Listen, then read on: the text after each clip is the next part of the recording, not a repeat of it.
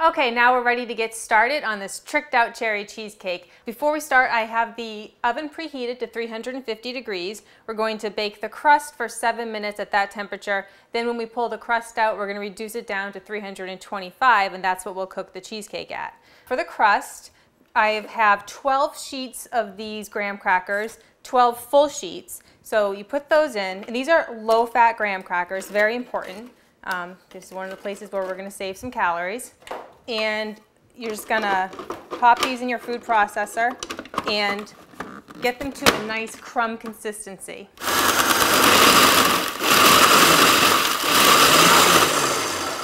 All right, perfect. It's a nice thin crumb. That's all we need. So take the lid off, and now what we're gonna do is just add in 3 other ingredients and our crust is done. The first thing I'm going to add is this butter substitute. This is 1/3 of a cup plus 1 tablespoon of butter substitute. I really recommend you use this brand called Smart Squeeze. This is just my preference. You can save a few extra calories and some smidges of fat with this. Now I'm adding 3 packets of SPLENDA. This is just regular packets of SPLENDA. 3 is all you need. And finally, I want to add this stuff that I am in love with. It's a flavoring you can find in the supermarket. It's called butter vanilla nut flavoring, and it just has the most amazing flavor. It makes your whole house smell like birthday cake. Love it. 1/4 teaspoon of that. That's it. Now we're just going to put this back on. Okay, perfect. Now I have a 9.5-inch springform pan here, and I've pretty generously sprayed it with some nonstick cooking spray. So this is ready for the crust. Just pop this off and dump it in. I like to get every last drop. Now you just got to take your time and go into the pan, spread this out, and just start pressing. Press this crust till it's tight and all together, and it just goes up the sides of the pan, about 1/4 inch up the side, and it's just going to take a little bit of time.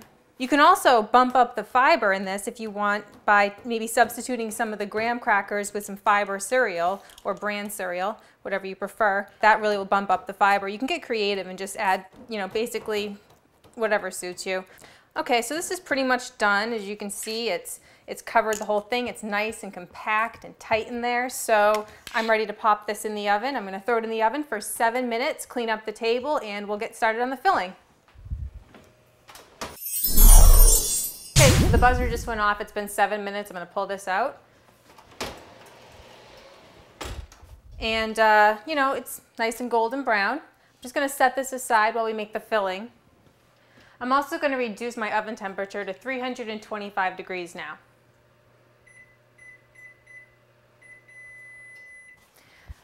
I have a pan about this size and the bottom rung of the oven that I put in there. I just filled it with water, and I'm just leaving it on the bottom of the oven, and that's going to be really useful when we bake the cheesecake to just kind of keep the moisture levels high, and that'll prevent it from cracking.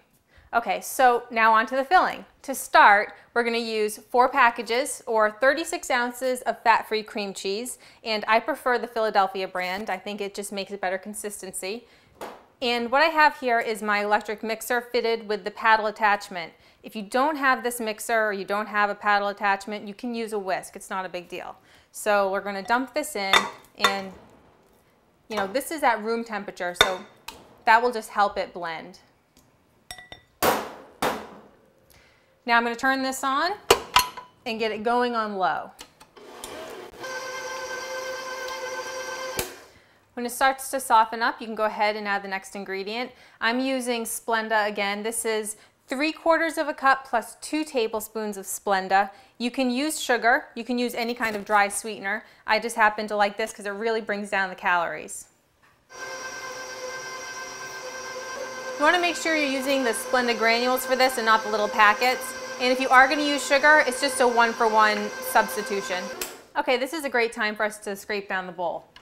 And you want to try and scrape it down, a few times during this. Make sure you get all the sides incorporated and any of the stuff stuck on the paddle. Just get in there and get it off. And now we can add our next ingredient. I have egg substitute. This is 1/2 of a cup of egg substitute, just the yellow stuff. Pour that in. And of course, give it another whirl. Now, as this is going, I'm going to add my flavorings. I'm going to start with 1 teaspoon of vanilla extract. Use a good quality vanilla. And of course, I'm going to add a teaspoon of that vanilla butter nut flavoring that I adore. And this is a place where you can go nuts adding any kind of flavorings you like. You know, if you're going to be making a coconut flakes cheesecake, add coconut flavoring. You could add lemon, that's very traditional, add lemon to a cheesecake. Okay, now as that's going, I'm going to add my next ingredient. I have 3 tablespoons of cornstarch, and this I'm going to put in and just hope I don't make a huge mess, because I always do. Just put that in a little bit at a time. Okay. And now I'm going to just kind of let it come together. I'm going to increase the speed a little and scrape it down.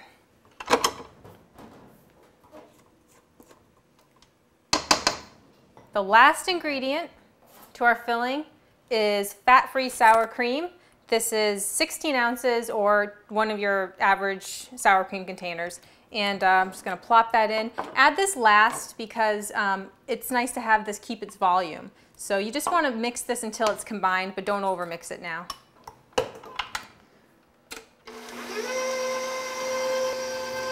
All right, that is it, my friends. Now we're just going to dump it in the springform pan. And you just want to pour this in the pan. Okay, so what I'm doing when I'm putting this in is I'm just kind of piling it up in the center, and then after I get this all out of the bowl, I'm going to smooth it out a little bit, and then I'm going to show you this really cool trick. So I'm just going to kind of get it towards the sides so there's not a big pile in the middle, and then I'm going to get rid of this spatula. And this is good. You just kind of twirl it like this, let gravity smooth it out nice. And then what you're going to do is grab a chopstick and just, you know, you can use a knife or whatever you have, and you're just going to start and zigzag through the batter, making big S motions, go in one direction and then the other. And this is going to prevent any air pockets from forming and causing this batter to crack in the oven. I have the oven ready at 325 degrees. I have water in the oven on the bottom rung, kind of creating moisture. I'm going to put this in and time it for 30 minutes. After 30 minutes, I'm going to turn it once so that it browns evenly on top. Then I'm going to set it for another 25 minutes, at which time I'm just going to turn off the oven, open the door a little, and let it sit in there for like 40 minutes.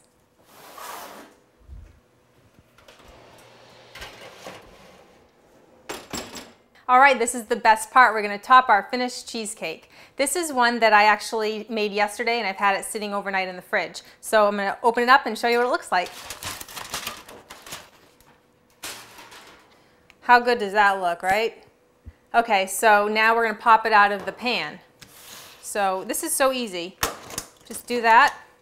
I'm going to put it on this cute little pedestal that my great aunt gave me, and top it with these no sugar added canned cherries. Now, as far as toppings go, you're really only limited by your imagination. You can use fresh fruit.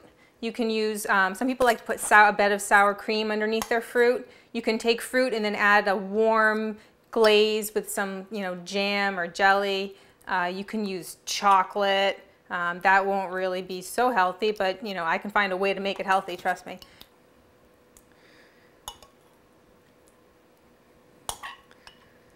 There we go. So now you just make it look good, move it around, and presto, tricked out cherry cheesecake.